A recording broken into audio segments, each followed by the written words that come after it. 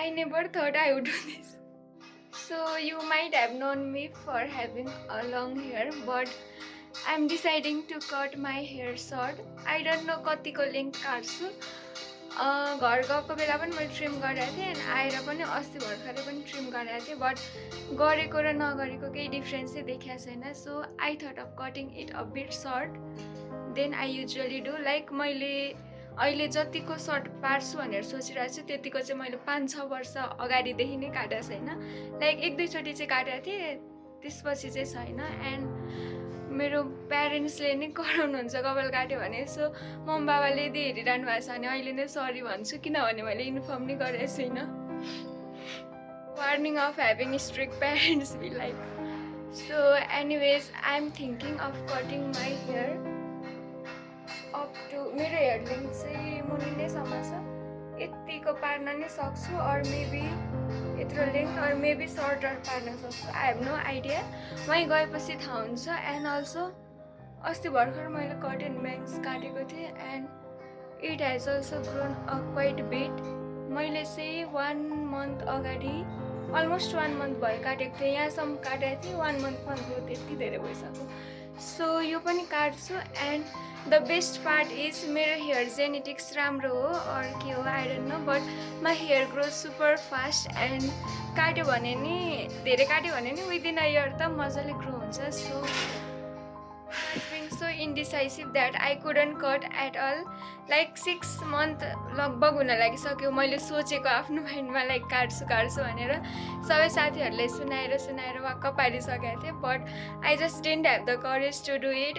And अब कपाल काट्नलाई स्यालोन जानुभन्दा अगाडि चाहिँ I will show you the exact length that I have. And त्यसपछि चाहिँ स्यालोनमा गएर डाइरेक्ट भेट्छु. सो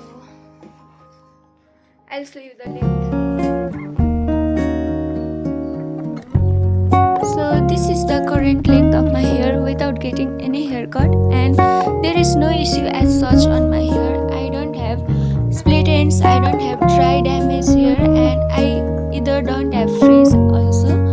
So but मलाई चाहिँ आफ्नो ends of the hair चाहिँ मन नपरेकोले I decided to get rid of them, and त्यही भएर चाहिँ salon जान्छु भनेर सोचिरहेको थिएँ.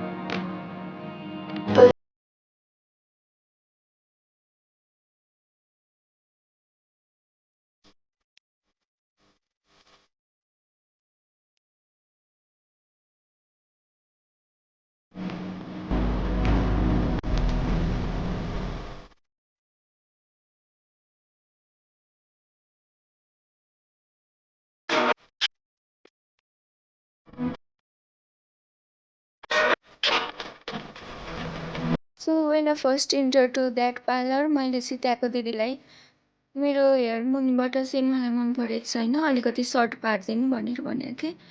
एन्ड मैले जति भनेको थिएँ त्यो लेन्थभन्दा चाहिँ अलिक लङै राखिदिनु भएछ। मैले चाहिँ अप टु त्यो बेल्ट लाइनसम्म भनेको थिएँ, but C told me like यति लङ हेयर छ किन काट्नु दिस द्याट भनेर। एन्ड आई थिङ्क यो लेन्थ पनि ठिकै छ, बट आई थट लाइक अर्को पार्लरमा गएर अझै सर्ट गर्छु भनेर सोचिरहेको थिएँ, बट एकदमै बेलुका भइसकेको थियो। And this is the final look. यो चाहिँ अगाडिको चाहिँ आफ्टरको र पछाडिको चाहिँ बिफोरको। What do you guys think? Comment down below.